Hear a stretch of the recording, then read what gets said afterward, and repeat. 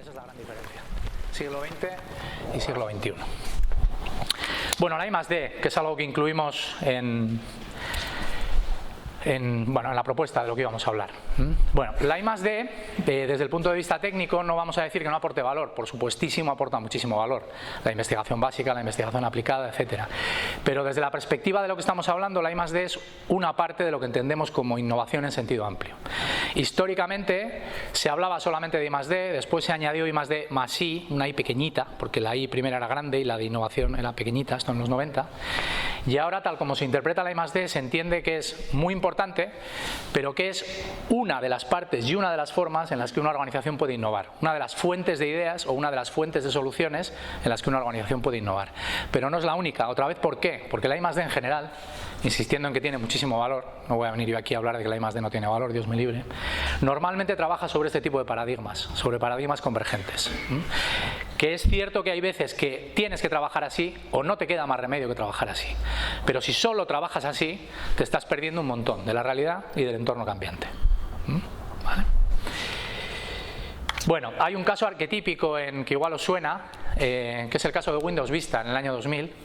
En el año 2000 Microsoft invirtió 20.000 millones de dólares en el software Windows Vista, que fue uno de los mayores fracasos en la historia de la I+D en general.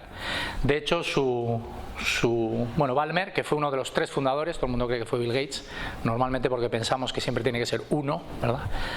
Apple fueron 2, Microsoft fueron 3, en fin, que luego fue presidente, lo denominó una perfecta pérdida de tiempo.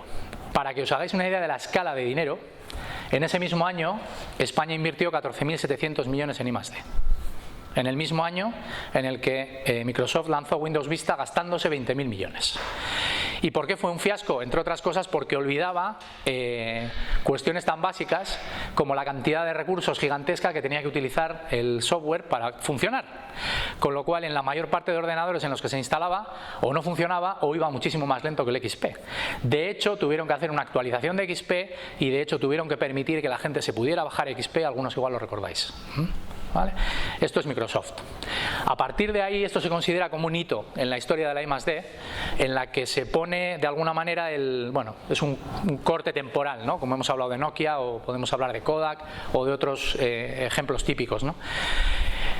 En los que las organizaciones se dan cuenta, grandísimo detalle, de que no puedes olvidar al cliente. No puedes olvidar que los clientes tienen, esto parece absurdo, cuando uno piensa 20.000 millones, Microsoft, 80 y pico % de cuota de mercado, se le olvidó que los ordenadores que había en el mercado, bueno, pues no sabemos si se le olvidó o no, la realidad es esa y lo que el presidente dice, ahí está, es una frase textual suya. ¿Vale? Bien, entonces, como decíamos el I+D es parte de la innovación. ¿Y qué pasa cuando decimos que hay que migrar del I+D al concepto de cultura de innovación? ¿Qué es lo que queremos decir? Bueno, esta es una frase que los que participasteis el año pasado en los procesos seguramente acabasteis hartos de oír. Esto es casi como un mantra y es algo que invitamos a que os guardéis esta frase en la cabeza porque es tremendamente relevante. ¿Qué quiere decir esta frase? Esta frase quiere decir que no somos tan libres como pensamos. Pensamos que somos libres y que podemos actuar individualmente con libertad. Sobre la base de esta frase, que está basada en pensamiento de sistemas, pensamiento sistémico, que es un palabra maravilloso porque parece muy complicado, pero no lo es, lo que quiere decir es que de acuerdo a la estructura en la que estemos nos comportamos.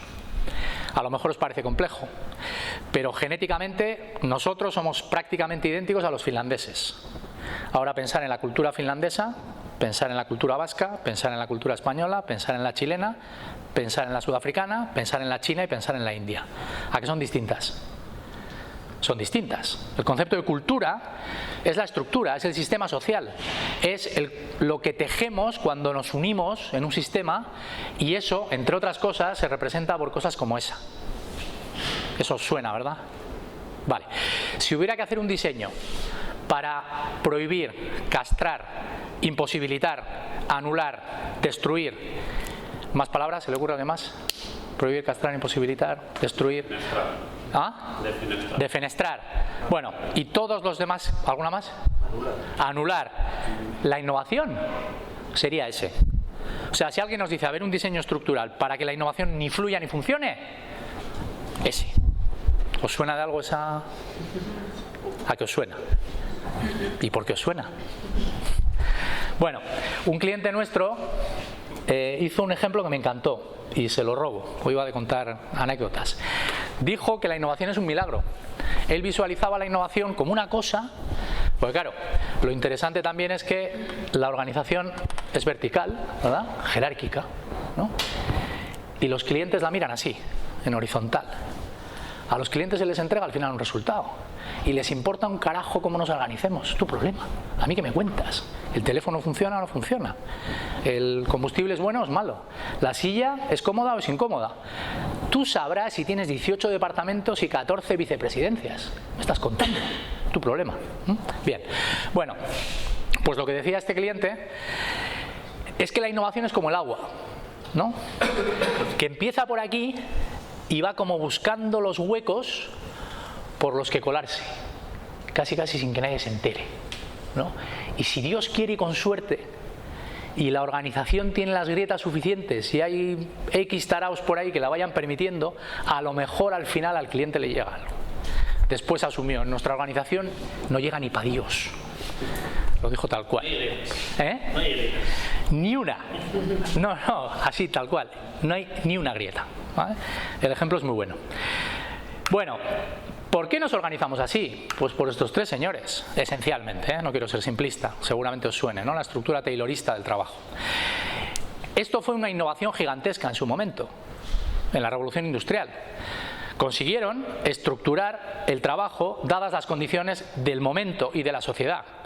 Había que producir a gran escala, todo lo que se producía se vendía y tenías que manejar a un montón de gente analfabeta, por desgracia para ellos, que venía del campo, que no tenía ni idea de nada que tuviera que ver con nada de lo que tenía que hacer, y había unos pocos que eran la élite, que eran los que sabían, y esos tenían que organizar a los que no sabían. Esencialmente así fue. Por lo tanto, estos señores, de facto es cierto, hicieron una gigantesca innovación en proceso, innovación radical en proceso, porque lo que consiguieron fue tremendo. Ahora bien, esto viene de finales del 19 y primeros del 20. Ha pasado algo de tiempo. Parece que ha pasado algo de tiempo.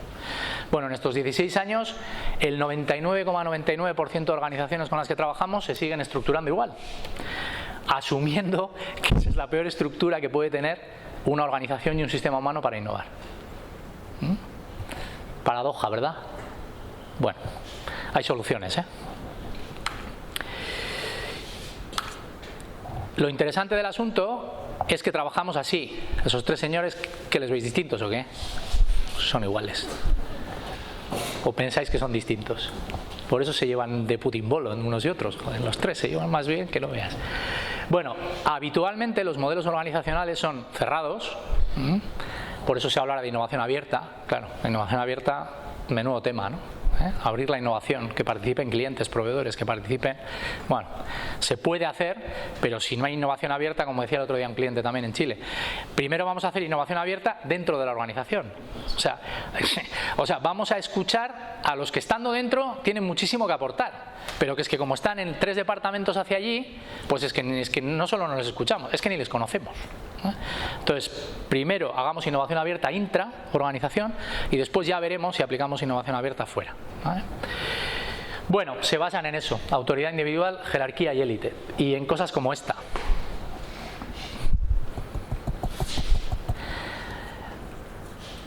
A mí que me registren, yo lo mío lo he terminado.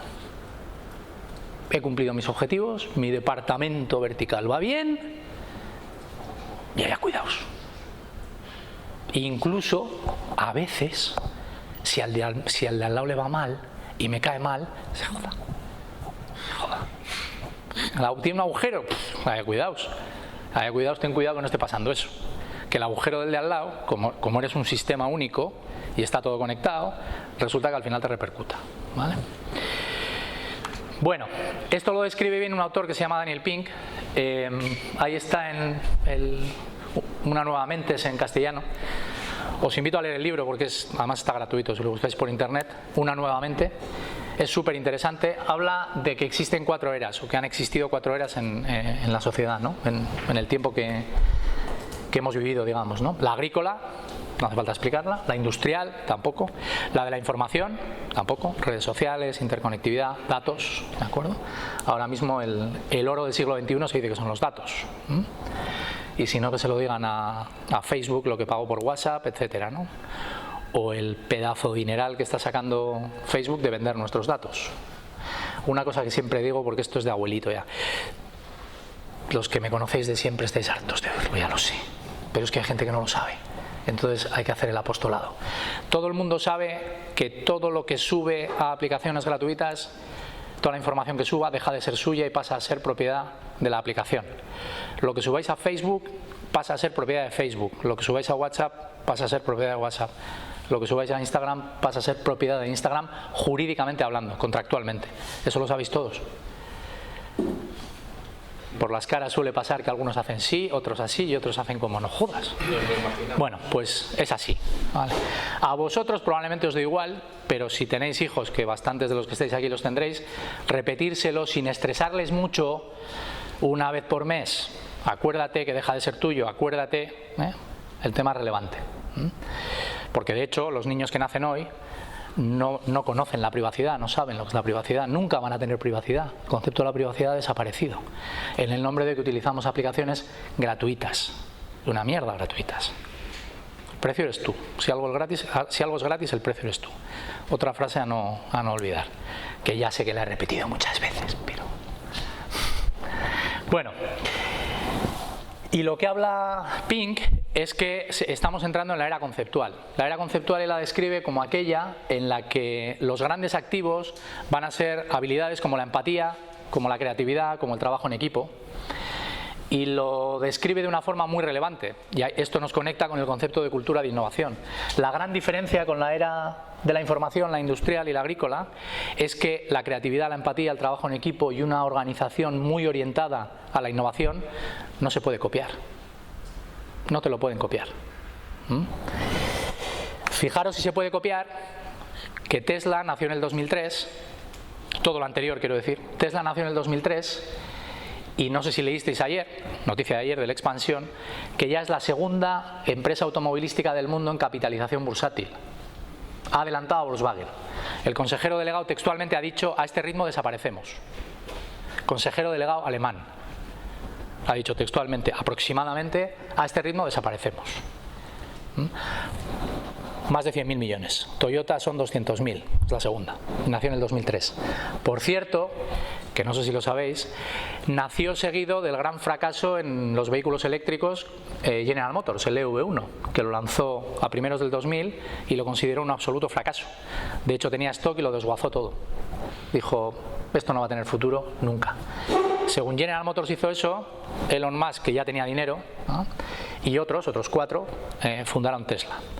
Y el resto, más allá de lo bien o mal que les está yendo en el tiempo, pues ya están, bueno, segundos en capitalización bursátil. Y solo como anécdota, odio hablar de dinero porque me da mucha rabia, pero el dato es curioso. Resulta que Elon Musk tiene un bono personal, porque él tiene un 20% por ahí de la compañía, en el que cada 50.000 millones de capitalización bursátil, me río porque es que es de locos, cada 50.000 millones de capitalización bursátil de más que consiga, él gana 350 millones. O sea, así. Cosa que nos explica luego como no están tarados, claro, porque tiene que ser una cosa de locos. Pero bueno, de 50.000 en 50.000 millones de capitalización. Bueno, entonces claro, la pregunta es: